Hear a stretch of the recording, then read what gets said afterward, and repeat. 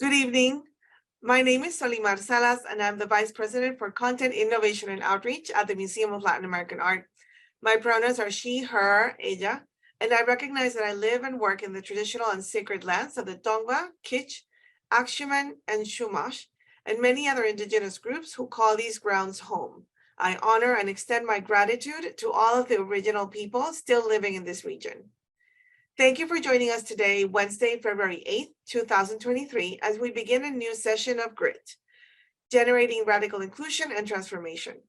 This series of conversations explores how grit, an attribute often given to people who overcome obstacles, can serve as a tool to build agency. With a specific focus on creative expression, G.R.I.T seeks to expand what it means to practice art for social change. Support for the interpretive programming at MOLA is provided by Genesis Inspiration Foundation, from Hyundai Motor America, the Miller Foundation, Dwight Stewart Youth Fund, Arts Council for Long Beach, Robert Gumbiner Foundation, and the City of Long Beach. Today's conversation is facilitated by Griselda Suarez, our host. She is a writer, artist, cook, and a teacher. She was born in unincorporated East Los Angeles and walked the Whittier Boulevard and Brooklyn Avenue in black and white saddle shoes.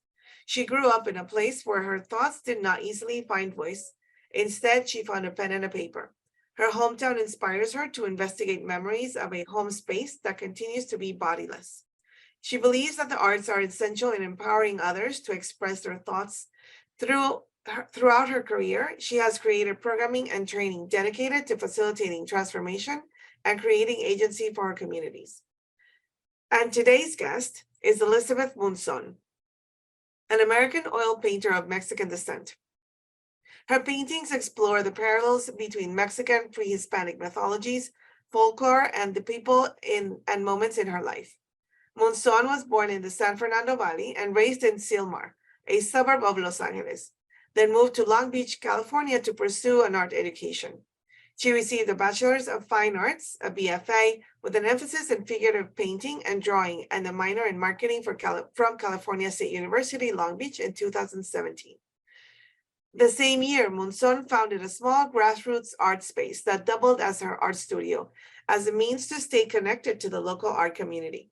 The space was a perfect incubator for exhibitions, programming, and trial and error projects. As she outgrew the space, Munzón decided to move to a larger location with redefined programming under the name Munzón Gallery, a contemporary art gallery located in Cambodia Town, Long Beach, California, with a particular focus on painting and printmaking. The gallery represents emerging and mid-career artists who create engaging and inclusive work for our time. She currently lives and works in Long Beach, California. As we begin our programming, please remember to drop any questions into the Q&A section, as well as the chat, a window for the chat function at the bottom of your screen. I will be monitoring the time and responding to the comments as I can during the conversation, but we will also have a Q&A section at the end. We also want to thank California Arts Council for the support through the Arts Impact Grant. Griselda and Elizabeth, thank you so much for being with us tonight, and I will leave you to it. Have a good day. Have a good night. Thank you, Sylmar. Thank you. Thank you so much for having me. Of course, of course. I'm just going to take a moment to welcome everyone. Bienvenidos, buenas noches. Thank you for joining us. Sylmar, feel free to do any admin work on the panelist side for the screen here. If you can pin me and Liz, that would be great. And so again, bienvenidos. I just want to take a moment to thank Elizabeth Munzón, Liz, for joining me tonight, and for all of you. I'm looking forward to this conversation. It is very conversational and formal. We're just going to have a good time learning about what you do here for the community and how you contribute to the quality of life for Long Beach through art, through culture, through creating a gathering space for residents and visitors. So Liz, thank you very much. Thank you. I'm really excited to speak with you. I have to talk about the back here, my little screen here. You know, Liz, we're also proud at the Arts Council to say that Liz was an intern of ours. and also became a staff member. And then, years later, received a professional artist fellowship with us, and her art is part of the exhibition at the Billie Jean King Library in downtown Long Beach. She's part of this wonderful cohort this year. And this is one of the projects that you worked on, Ion Design. So I just wanted to give you a little shout out there for the work that you used to do with us. So let's begin with my first question. My first question is really about your voice as a cultural worker and as an artist. How did you cultivate your voice, and are there people that helped you along the way cultivate it? Yeah, it really took, I think it really took a while for me to cultivate that voice. I was always pretty shy and didn't know what I was doing or what path to take. I just knew that I really enjoyed the arts, and as long as I was within an art community, I felt like that was the right place to be for me. And so it really took me a while to, to cultivate that voice. And I really give credit to having an art space and also working with the Arts Council when I was working on the Ion Design program and other projects with you guys. It's just, just that practice with speaking to people and getting to know people and sharing what I want to do with the community and, the visions that I have. So it's just, getting to know the community and talking things through, that really helped. And also with my peers. So like with the artists that I worked with and curators. And so it took a bit, but I think being in it for as long as I have now, it just, you just slowly start to build up that confidence and start to find your voice. Wow. So tell me about confidence. How do you cultivate confidence? Is that something that was a challenge and a struggle for you? I think so. I think it has its up and downs, because sometimes you deal with like the imposter syndrome, it's like, what am I doing? Am I really supposed to, I don't know what I'm doing. What if other people think, that I'm doing it wrong or whatever? So it's just like dealing through that. But it always helps having a really good group of peers. And so I have a group chat with my fellow Cal State Long Beach alumni, my graduating class. And so they've always been a really great group of people to have, and if I'm ever going through something, just hitting them up on the group chat and seeing what they think and listening to their input. And they also come through to the show. So it's also nice to see that support within, the group chat and on our phones, but also in person. Okay. Well, I want to let you know that, your work towards that confidence and towards that work of an artist and as a cultural worker is apparent to me. I want to let everyone know that I think all the paintings behind you are yours. Is that correct? They are. Yes. So, I mean, it takes a lot of confidence to put the paintbrush to canvas. But I know there's a lot of probably like fear and anxiety probably within that too, at least that's how I have felt in the past when I did my own work. So if anyone out there, if you're in attendee, if you're a student at CSULB, thank you for joining us. I know we have students here tonight from your alma mater. And I think you represent many times taking on that anxiety and fear. And it's one of those big projects that I think was a brave space that you did with some of your colleagues and your fellow alums, was gallery work. Can you tell me a little bit about your impact in the community locally with gallery work and that little bit of that history? Yeah, so when I graduated Cal State Long Beach, I knew that I wanted to have a studio, specifically a storefront. That way I can use a space as my studio space, but also if I ever wanted to curate shows, I had that space to keep my CSU LB community going. And like honestly, I didn't know what I was doing. I was just like, oh, it'd be like really cool to put stuff up on the walls and just have the openings. But then the more I did it, the more I realized, well, this is a huge responsibility. I'm taking care of people's artwork. I'm representing people's artwork. And with gallery hours, when people come to the gallery hours to check out the work, I have to make sure that I know what the work is about. So I'm able to speak about the artist's work when they aren't present. And so it was definitely a learning curve. And with every show, I feel like I learned a lot, and I always wanted to be better at it. And so I really enjoyed doing it. And so that's why ultimately I decided to pursue it full time. When did you start pursuing it full time?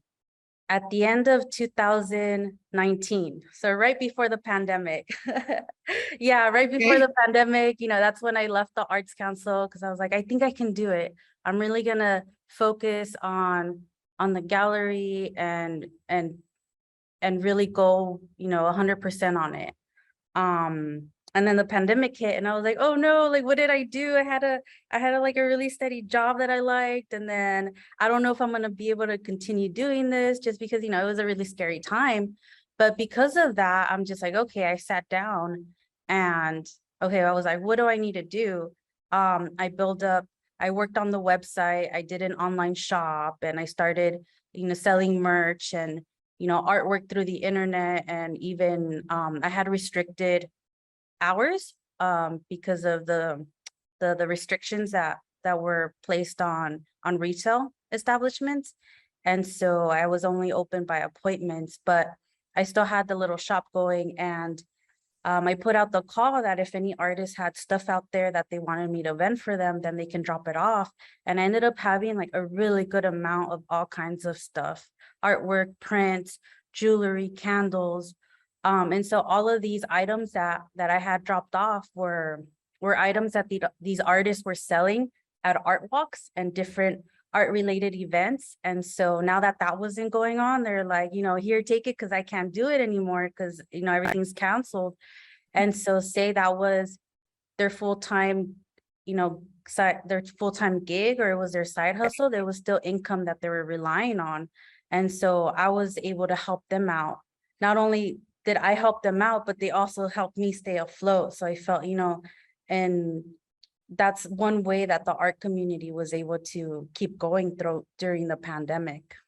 Yes. I also enjoyed shopping in your shop during the pandemic, and it seemed like there was a lot of there was a lot of support and love from the Long Beach community from it. Was there also a lot of support and engagement from your fellow alums or colleagues at Long Beach State for that project? Yeah, definitely. That's where most of the artists that were still participating in the gallery were from my classmates, old classmates, or Cal State Long Beach. Yeah. So yeah, I feel like we just all came together and that's great. Kind of, let's figure this out. Let's share each other's stuff online. And yes. Okay, that's awesome. So gallery work is intense, like you said. Like, you are not only holding a business together, but you're also holding a community space together, and you're also representing artists and their work and what they're expressing to the viewer, right? And so you have to learn a lot about the work. What is your, and this might be a tough question or an abstract question, but I'm just really interested, like, how do you see your work as a gallerist impacting the larger gallery scene, the larger representing artists field, right, throughout the country? There seems to have been maybe some uplifting of different perspectives in the last 3 years because of not only the pandemic, but social protest and justice movements. So how do you see your work in a larger view here in the sector? Yeah, I think about that a lot. And I think it ultimately comes down to that. Well, first of all, I show what I really connect to as a Latina, as, you know, a daughter of immigrants. And so I really connect to a lot of that kind of work. And I show and represent that kind of work and that kind of artist. And so on the grander scale, I feel like I'm able to push that work forward to a larger audience, which might not have been before, or it might have been a little bit slower. So I feel like I am, you know, helping in that sense. Wow. So tell us a little bit about what, you know, your view on that. Like what do you find interesting? What do you find, you know, pushing the envelope right now, or what does that work look like? Yeah, right now, well, I'm an oil painter, so I show paintings that influence me, or that I really look up to, that I feel like, oh, you know, that I can learn, artists that I could personally learn from too. But also, I started to also focus a little bit more on printmaking. And I feel like, you know, my partner is a printmaker, and so we're sharing a studio right now.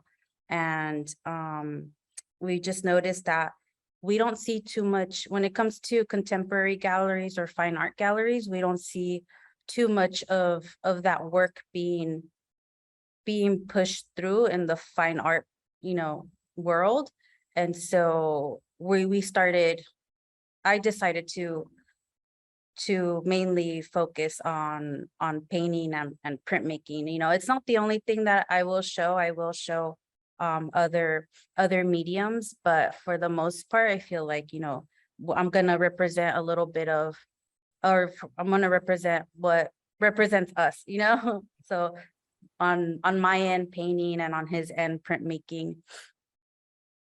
Now, when you had Flatline, in one of the exhibitions that I visited, I don't remember the year, and I don't, you know, the phase of the Flatline history, but I remember walking into, I think it was Jasmine's work, walking into a room full of hot Cheetos. That was an incredible installation. I loved that installation. And there were some other pieces with a lot of hot Cheetos, I think, but is installation work still part of the new Munzón Gallery space? It won't be as much, but if it fits within the shows that I curate, then I will incorporate that into the exhibition. Okay. So what are some of the current initiatives or projects that you have down? What's currently on your calendar? What's on the pipeline for Munzón Gallery? So we actually have a show opening up this Saturday. It's called Hecho con Ganas, and it's an exhibition with works inspired by the Latino work ethic and experience. So our first show was a larger group show, and I felt like it was, you know, having a large group show was a perfect inaugural exhibition for the space. So this one it's a smaller group show, but we're gonna have bigger pieces. So I'm really excited. It's our second show, so I'm really excited to see larger works in the space. Okay, and who are the artists that will be presented? So we have Alvaro Marquez, Estefania Ajcip, Johnny Castillo, Jose Flores, and Rosie Cortez. Okay, awesome. And is there, you know, some of our audience may be experienced gallery visitors. Some of them may be their first time. Maybe they're learning about their neighborhood gallery in Cambodia Town here in Long Beach. Is there a fee? What is the experience like? It's completely free to come to the shows, to come to the openings. Usually, you know, we have a good group of people at the openings. The artists are here. So if you want to talk to the artists or get to know your community or your local artists, you know, the openings are a great opportunity for that. And after the opening, we have gallery hours Thursdays, through Saturdays, 12 to 4, and it's completely free to come and visit the gallery. Oh, cool. Awesome. There's an image. I'm gonna try to share the picture. The image that's on your flyer, is that by one of the artists? Yeah, that is Estefania, Oh, okay. the one Great. with the red truck, right? Yes, Yeah. yes. Awesome. Yeah, so she just recently graduated from Cal State Long Beach, and this Oh, this is wow. one of the pieces that was in her B.F.A show. Oh, wow. So that is painting. That's an oil painting. It's I believe acrylic. I'm not sure if there's, I don't remember, I don't quite remember, but it might be a combination of both. Oh, wow. Awesome. So, okay, so that's happening this Saturday. Everyone go check it out. And what's next? And after that, we'll have a larger group show. So I'm actually working with United Cambodia community. So we're gonna have a group show in March. Mm. And after that, so we pretty much have the whole year planned out. So really excited and looking forward to all the other exhibitions too. Oh, so you're planned out for 2023. You're probably now booking 2024. We just finished booking 2023.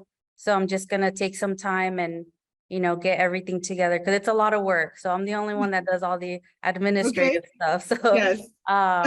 then I'll see when I can start booking 2023. But since I am now representing artists, I would like to give him enough time to do a solo. So some of those shows that are coming up next year are solo exhibitions with some of the artists that I'm representing now. That is really exciting. Congratulations on doing that kind of work.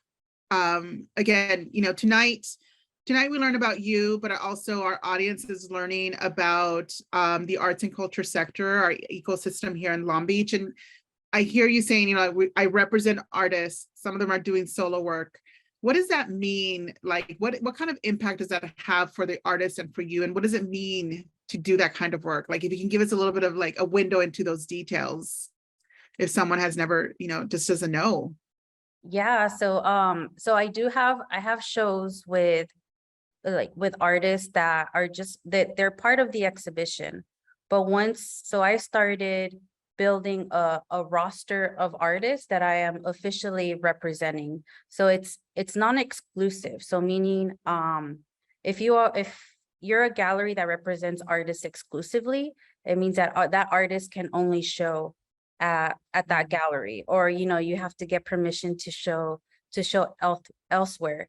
That's usually, you know, those types of galleries are able to pay a living wage to the artist. So I am not there yet. So I am non-exclusive. You know, I represent artists non-exclusively. So because I don't want to take any opportunities away from them, but it means that I am working with a group of artists, a roster of artists. And so it means like they can have a show here, a solo exhibition every year if they like, and they'll have priorities in group exhibitions, or if I go to an art fair, then I'll take them to the art fair. So it just means that I'm working more closely with them. Also, if they need administrative work, if they need help with their artist statement or exhibition statement, then I'm here to help them with that.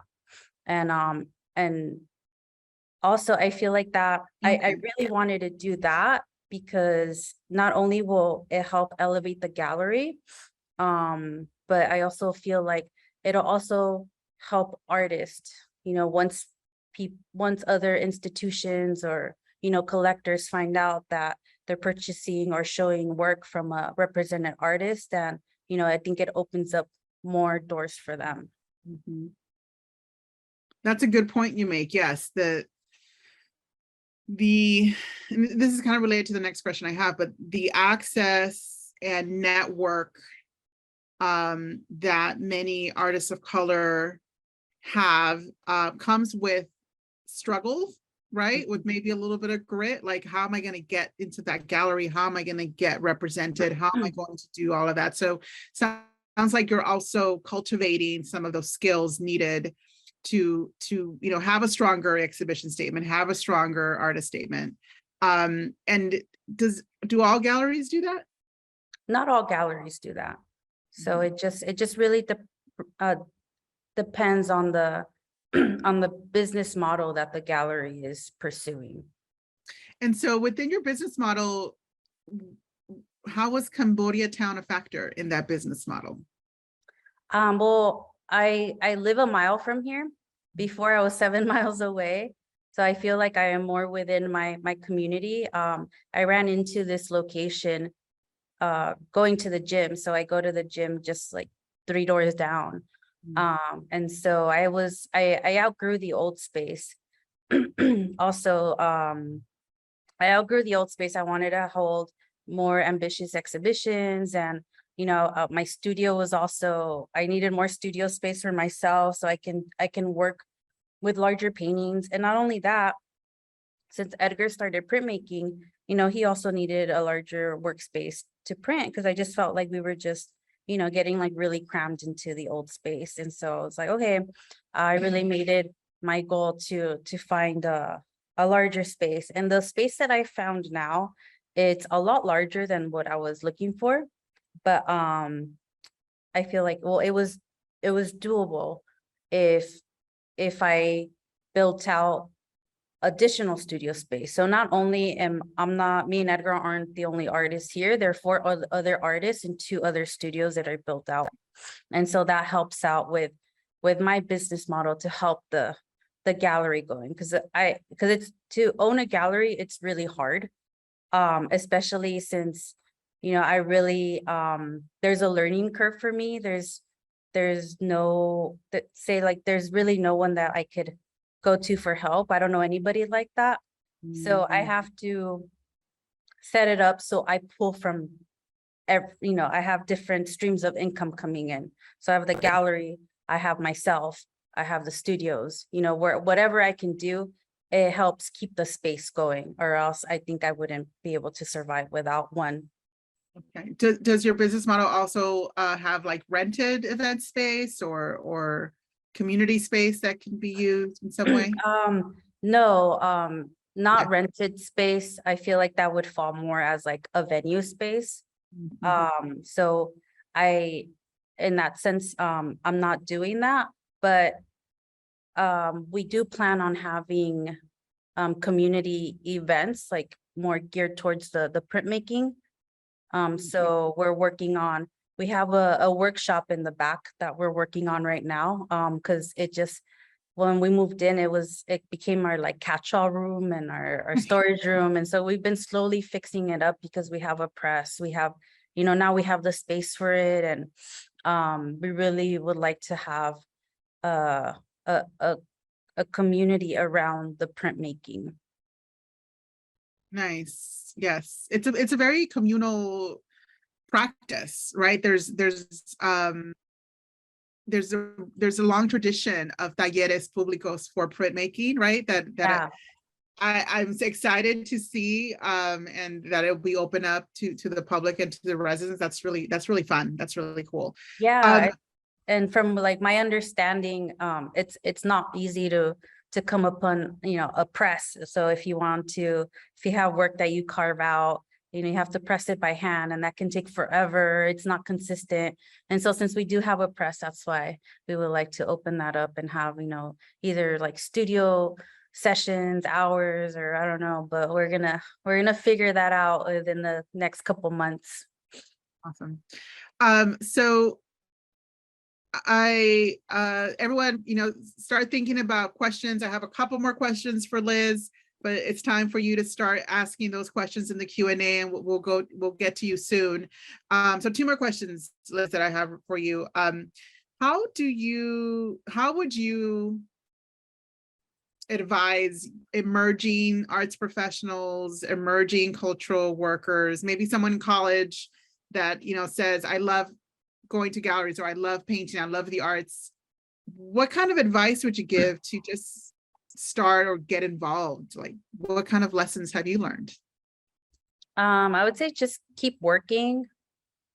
Once you put in the work, people notice, they take notice. Also just keep going to galleries, if you're on social media, tag the galleries, comment, and they'll notice. They'll notice that you're there. Sign up for the newsletter. Sometimes there's opportunities where you can volunteer, they need help, or they're hiring. So just that would be my biggest advice. I think I started off with volunteering at MOLA, actually. And so I volunteered for, I think, a semester while I was at school. And while I was there, I learned a lot.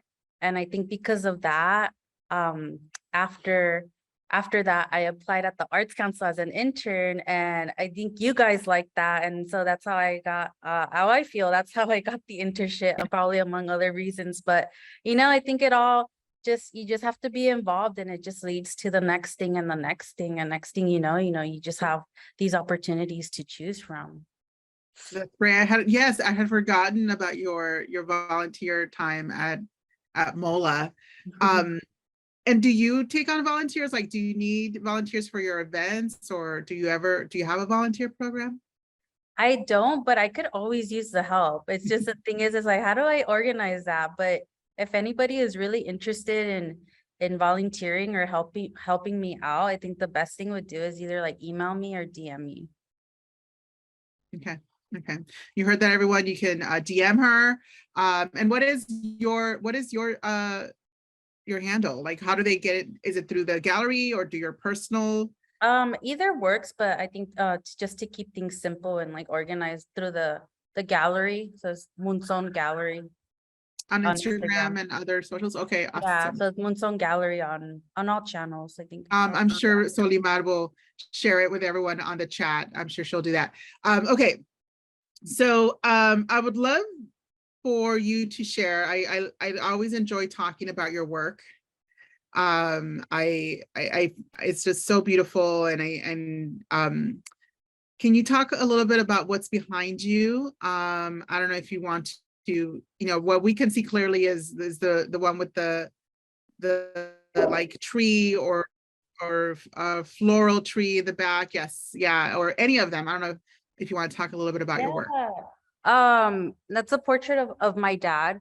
So I took the photograph in Mexico, in San Clemente, Jalisco. A few years ago, I think a little bit right before the pandemic, he bought his great aunt's house. And so we go once a year, and we just do the yearly, we pay the bills and maintenance and things like that. And so I took this photograph, and yeah, I really liked it. I as soon as I saw it, I'm like, that would be like a really nice painting. And so I started working on the composition for it. And to tie it back to my artwork, there's some symbolisms in there for the Aztec god of smoke and mirror, since he's holding a cigarette, so I'm like the smoke, and there's obsidian mirror in the background. So when Aztecs would reference mirrors, they would use obsidian, like really shined up obsidian, to look at the reflection. And so the like other Aztec gods, there's many symbolisms to what they represent, but one of the things that really stood out about this god is that he's symbolic for the north. So he represents the north, and you know how they say, like, hay que ir al norte to work, a trabajar. And so that's why I tied that. I chose those parallels between my dad and the god of smoke and mirror. And also he's the god of struggle and sacrifice. Wow. I just love hearing all the symbology in your pieces. And what is the next one? The next one looks fun. Yeah, I don't think I've seen that one. Yeah, that one's more fun than anything. It's it's a portrait of Edgar on his 32nd birthday, so that was last year. I think it was like our second or third lockdown, I don't know, but it was his birthday, and we decided, well, I guess I decided to have a photo shoot. I set it up and put up some props, and I took the photographs. And not until recently, I think I just finished this one like 3 weeks. I don't remember. No, like a month ago. It was just wow. up in a show at the artist co-op. So I just got it back. But I just recently finished this, I think at the end of December. And but I had started on it in November because I was looking through some old SIM cards and I found the photographs. And I'm like, oh, this would be so cool as a painting. And so there we go. Like I just started working on the composition again. And You I know, just added, I haven't seen that one in person. And I mean, I think I've seen the other one that's on the one with the woman, but this one, I mean, I have to tell you that the mastery of shadow and light in that is really amazing, Liz. Even from here, even in a digital setting, I'm like, wow, that's impressive. It probably it takes a lot of work to do that in your medium. yeah, definitely. But feel like I'm getting faster at it. The Okay. more I do it, the faster I get. Okay. Awesome. Now the next one, and it's very similar to what you have at the Billie Jean King Library. It feels like similar, or it can be in conversation with the Yeah. piece at I feel the like Billie this Jean is King Library. Yeah, so I feel like this is a transitional piece between, so I started off with the doing paintings of the 400 rabbits, the Aztec rabbits, one of the mythologies, and the rabbits were born out of the maguey. And so there's the goddess maguey that is the mother of the rabbits. And so I feel like this is the transitional piece between that series and this series. Because with this series, I'm focusing on on people that I know and finding the parallels between different mythologies or folklore. But so this is it's a self-portrait. I figured I'll use myself. So if anybody, if I want to ask anybody, I already have the example of this is kind of like what I'm trying to do. And so it's the goddess Maguey, and in Aztec hieroglyphs, you see her like coming out of the maguey plant and holding a jug of pulque, because the Aztecs would make pulque out of the maguey. And at the bottom, you see 3 rabbits. You can barely see them, but there's 3 rabbits down there. And so also in Aztec hieroglyphs, if they're ever talking specifically about the 400 rabbits or maguey goddess, and there'll be the maguey, the symbol of the maguey, and 3 rabbits. Nice. Yes, I love the rabbits. I grew up with rabbits. The rabbit glyph is part of my calendar date. There are 3 symbols to your calendar date on the sun calendar, and so mine has rabbits in it. I just love it. But you say it's a transition piece. What do you mean by that? Because it's still part. It leads into this new series, but it could also be part of the old series. So I think if I want to show it either or, like I can. Okay, great. Well, thanks for talking about it a little bit and showcasing them for the audience here tonight. I do see Sylmar, I will be handing this over and seeing if there's any questions or comments from the audience. We will continue speaking, and again, thank you so much for joining us. And is there something, Liz, as Sylmar cues us up, is there something that I didn't ask that you would like to share with us tonight? I feel like we covered everything, but if anybody, we have the show coming up. If anybody wants to come to the opening reception, also, we talked about gallery hours. So I wanted to point out that when I'm in between shows, we're closed because we're de-installing and installing. I think sometimes people aren't aware of that, and they'll come during gallery hours because, it says online Thursday through Saturday, but if there is no show, then we're closed. Okay, I see. Great. Thank you for sharing that. Oh, here's Sylmar. Hi, Sylmar. Hi. So we do have one question in our Q&A section, and I wanted to go ahead and post that for you. And it's actually from Jose Angel Castro, who's also been part of the G.R.I.T series in the past, and we actually will have him as a live artist invited guest here at MOLA in the upcoming Afro Latinx Festival that we're celebrating at the end of February. So Jose Angel's asking, first of all, thank you for the work you do. How do you create a balance between doing your own work and helping other artists along their journey? Yeah, that's always difficult.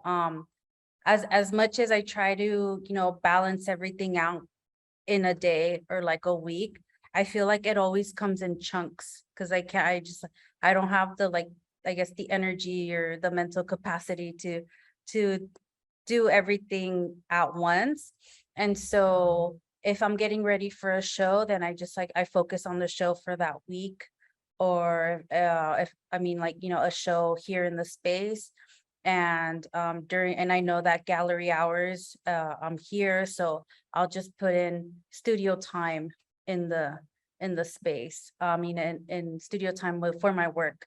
But yeah, that's always really difficult. And I feel like with our work culture, like American work culture, people are pressured to try to fit everything in one day or like 1 month, or like, try to be really organized. But I just learned that, I'm just gonna go at my own pace, at my own flow, and not worry about it too much, because then I think then it gets harder and harder, because I personally was getting really hard on myself, and then that in turn like becomes burnout. So I've just been easier on myself, and I think that helps. That actually makes me be more productive. I like that. And how do you see the difference? You mentioned earlier about hecho con ganas. Like, is that conversation with like United States of America work ethic versus hecho con ganas work ethic? Is that conversation present in the exhibition? Well, right now the works are there. It's works by Latino artists, and they show mainly the immigrant experience. Okay. Within, that work ethic and the struggles that they have to deal with. And also touching on, like, sometimes we have to work twice as hard to get what we want, or to get ahead, or what we need. And so far it's, that conversation. But I wouldn't doubt it, once the show is up, we'll have those, we'll start comparing the two, the differences between, modern, second, third generation work culture within our parents' work culture. So I'm really excited to see those conversations start to come up with this exhibition. Nice, thank you. Sylmar, thank you for sharing the artist registry here. And anyone can join the artist registry as well here at the Arts Council. And if you're an artist, Liz, you're showing great examples of how you can get involved, and how you can create space for others. So I appreciate it so much.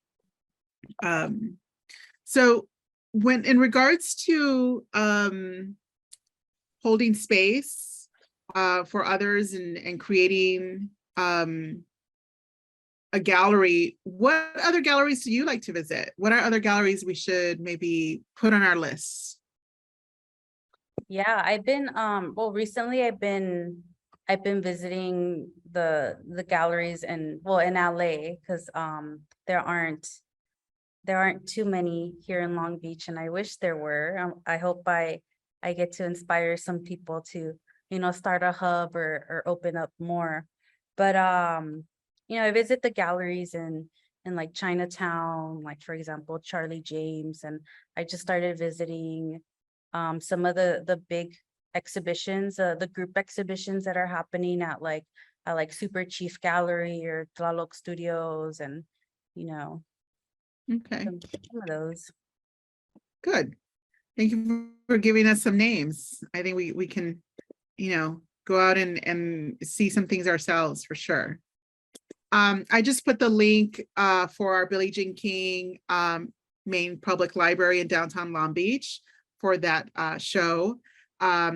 Elizabeth Munzón is part of it with other cohort members of the Professional Artist Fellow. So that is also free and open to the public during the library hours. So please join. I think I see another question as well. Yes, and this was from Randy King. First of all, he thanks you for explaining the steps from when you graduate to make money. Sadly, at CSULB, he sees students graduating with blank looks. Now what do I do? Yeah, so what do they do? What can they do, Liz? Well, just keep going. I guess they have to really sit down and figure out, okay, what do I really want to do? And find those opportunities. Yeah. How did your I'm gonna, talking about like ethic, like work ethic and Latino families and US American families, I'm gonna follow up that question with like, what did your family say when you said, this is what I want to do? They were just like not much, honestly. I feel like they didn't understand. I think my mom was like, why? Like, why don't you have a steady paying job? And I'm like, well, I don't want to do that. And they're like, pues tú sabrás, and kind of like, they didn't say, oh, like they didn't encourage it. They didn't discourage it. They're like, oh, I don't know. I don't understand. Like, They sabrás. didn't understand. No Yeah. entendían. Yeah. And even Yes. though I'm like, well, trying to explain it, I'm like, I don't know. I still feel like, well, why? It feels like you're like, vas a estar sufriendo. Like, why do you want to do that instead of like, find a good job with a good company that pays you well. And I'm like, no, I don't want to work for somebody else. I really think I want to do this on my own and figure it out on my own. And if it really doesn't work out, then I can always go back to a job. And Right. so, but now they're like, I feel like they're more proud and they're like, oh yeah, she owns a gallery, like when they talk to the family. And I'm like, oh, pues ahora sí, huh? Yes, you're an artist and a business owner. Yes, Yeah. yes. I think that is something similar. I think you and I can connect on that. I think my family, although very supportive of me, I think they still don't understand what I do, right? They just don't understand it, and they value it though, right? There's value Yeah. in my family, and I'm sure in many other families in Latino households for making things or appreciating aesthetics and visuals and things that beautify our lives. There's a lot of value in that. I see it in my family, but they didn't understand how that's going to work, right? So my mom to this day, and I proudly use that title, my mom to this day says, I'm a maestra. She's like, whatever, she is maestra. And it's true. I am a maestra. I'm officially also a maestra because I have an MFA, right? So I'm like, I am maestra Suarez. But I think, for her, her comprehension is community oriented, teaching others, helping others, very service oriented, right? So I get you on the whole, like they didn't quite understand it. It's true. Yeah. And now it's like, now that I organized the business side and like legitimized everything, now it's like, oh, like tiene su negocio and this is what she sells, and so now they understand it more, and I feel like now they feel more proud of it. Yeah. Wow. Yeah, that's a whole other grit session, I think, Sylmar. I think we can get a panel of folks talking about like, no entendemos. That's the title. There's a couple of things that we can pick here right now in terms of topics to explore, which is one, the artist, not just as a creative entity, but as an entrepreneur. Because there's always this stigma of, oh, the artist, they just don't have businesses. They don't have it, like, let them be creative. But there's, that makes them reliable on somebody else to actually develop or help or support in the economic sense of being an independent being with a job and a paying wage of sorts. So it is in a certain sense a disservice that we do to our future artists when we don't at least provide some basic tools of, all right, so what are you going to do now with all this creativity, with all the artwork? So again, soapbox, another topic that we can explore. Yeah. And then the other is the stigma. I remember I wanted to take drawing classes when I was younger. Ahí te vas a morir de hambre, like the starving artist face. And also I think something I hear a lot in immigrant families, not just the Latinos, Latinas, Latinx families, but also from other ethnicities. It's, I migrated to this country to have you be like successful, but then how is success defined?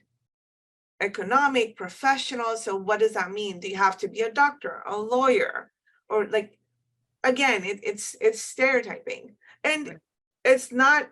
It's not made in a negative context. It's just that behavior, right, that we see, and then how do we in this generation start providing other examples of what success means, Right. right? And then that goes into the representation of being able to be everywhere and be represented in different areas, not just in those very particular ones. Sorry, I'm taking over. No, that's great. I actually think it's time to start wrapping up and say our thank yous. Muchas gracias to Liz for joining us and Sylmar for hosting us. Mola is opening up the space for the G.R.I.T series, and I'm so ever thankful for that. This was a wonderful evening, and thank you everyone for joining us. And we have what we also call the sobremesa. You know, we feel free to hang out and ask further questions if you didn't want to be recorded while asking your question. Thank you so much. Muchas gracias. Thank you, Griselda, on behalf of Mola. Thank you, Elizabeth, for joining us today. Look forward to visiting the gallery. Because Thank I you have a for couple having ideas me. I'd love to explore with you. Yeah, anytime. Yeah, and again, you're just another example of how awesome interns are. And it's just, it makes, I didn't know you as an intern, but it makes me proud to know that Mola put their 2 grains of salt in there. Salt, azúcar, whatever. And then thank you everybody else for joining in and being with us tonight. Be on the lookout for the next G.R.I.T and also our sister series, which is the Malosum Project, which we also have online, and that's one-on-one with artists. Okay, that's hosted by the curator of Mola. Thank you everybody and have a good night.